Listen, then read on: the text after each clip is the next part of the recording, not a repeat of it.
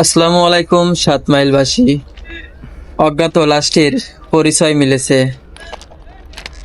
ছেলেটির বাড়ি ঝিনাইদহ জেলার সাবদালপুর নামক স্থানে।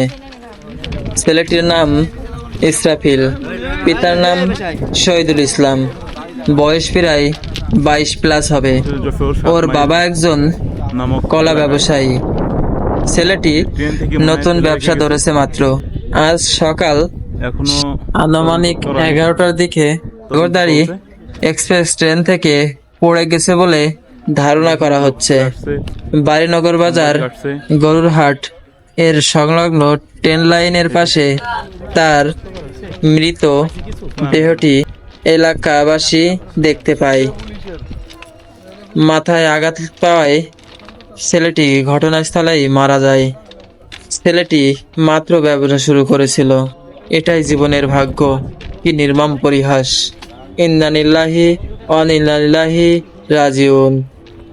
আল্লাহ তার পরিবারকে এই শোক ধৈর্য ধরার তৌফিক দান করুক, আমিন।